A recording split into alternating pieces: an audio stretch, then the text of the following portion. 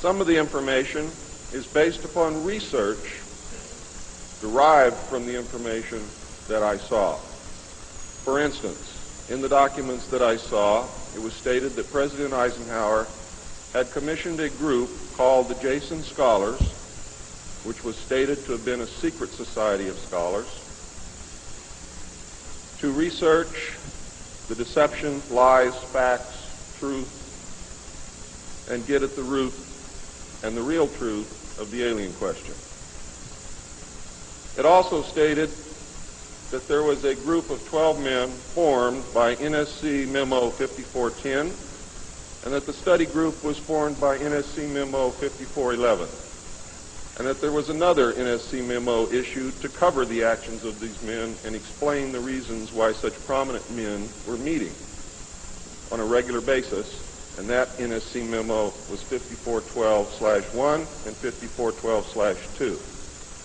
5412/1 was implemented in March of 1955, 5412/2 in November of 1955. Anyone who knows how correspondence, executive orders, and executive memos are written knows that you do not write a memo 5412 in March and then in November tack a second part onto it. The memo was originally really written in 1954. I'm going to go through the whole history. I'm going to have to leave a few things out simply because it's going to be impossible to cover everything in the hour and a half that I have. Before I begin, I would like to read two quotes to you. The first is attributed to Mr. Alistair Cook, who said, quote, "I'll be astounded if this planet is still going 50 years from now. I don't think we will reach 2000. It would be miraculous," unquote. Winston Churchill said, and I quote, "We seem to be moving, drifting, steadily against our will, against the will of every race and every people and every class, towards some hideous catastrophe. Everyone wishes to stop it, but they do not know how." What do you think he was referring to? Ronald Reagan stated on October 18, 1983, in a meeting with Thomas Dine, who is the executive director of the American Israel Public Affairs Committee. And I quote Ronald Reagan, "You know, I turn back to your ancient prophets in the Old Testament and the signs foretelling Armageddon, and I find myself wondering if we're the generation that is going to see that come about. I don't know if you've noted any of those prophecies lately, but believe me, they certainly describe the times we're going through." Now, ladies and gentlemen, during this talk that I'm going to give you, I'm going to explain to you the history of this phenomenon, who the secret government really is, and I will name them by name, beginning group, the study group. I will tell you who they are today. I'm going to tell you what this is all about. I'm going to tell you who's selling drugs to your children, and I'm going to tell you why the United States government is afraid for you to find out what the truth is regarding UFOs.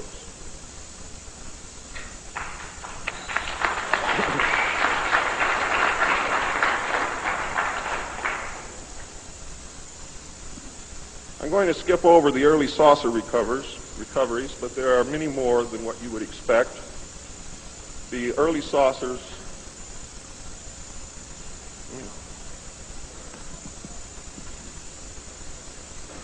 Is this any better? There were many more saucer crashes and downed craft than what you have realized. There were many more alien bodies recovered, and there were more live aliens recovered than what you are aware of. But that's not important. The important thing is that they occurred, not how many and not where. The important thing is that they occurred. And those of you who want to argue over how many and where and how many bodies are wasting the time of everyone else, because that's not important. What's important is that they occurred. And there are two crashes that are so important that the government will go to any lengths to to prevent you from finding out, and those are two crashes which occurred near the city of Aztec, New Mexico. Why? Because both of those crashed craft contained human body parts, and they are deathly afraid of a national panic.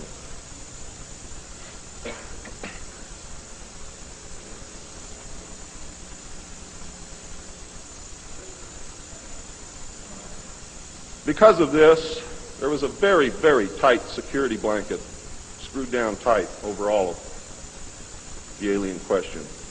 The downed craft, the fact that they were here, the technology that we were recovering.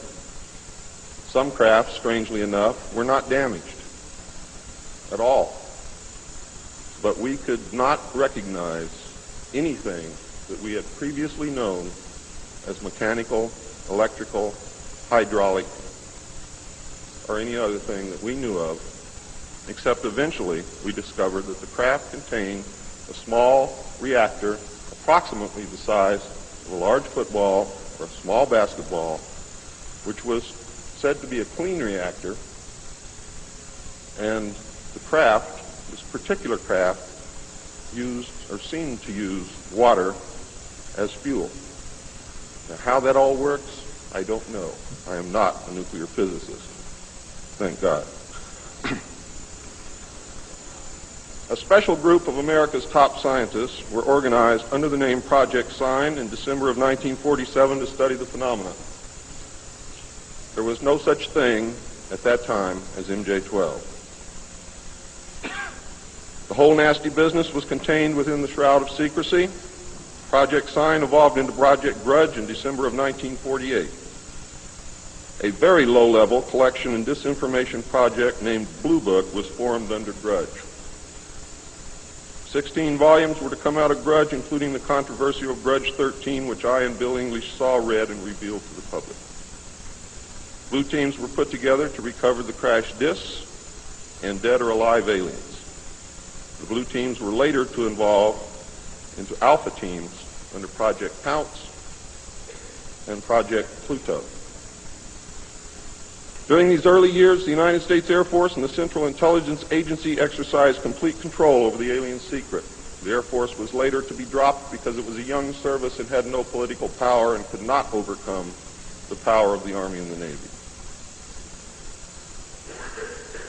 In fact, the CIA was formed by presidential executive order, first as a Central Intelligence Group for the express purpose of dealing with the alien presence. Later, the National Security Act was passed, establishing it as the Central Intelligence Agency.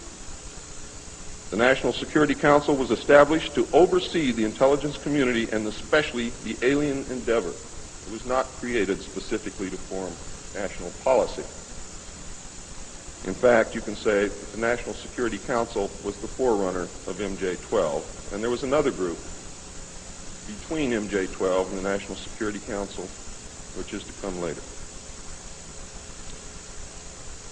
A series of National Security Council memos and executive orders removed the CIA from the sole task of gathering foreign intelligence and slowly but thoroughly legalized direct action in the form of covert activities at home and abroad.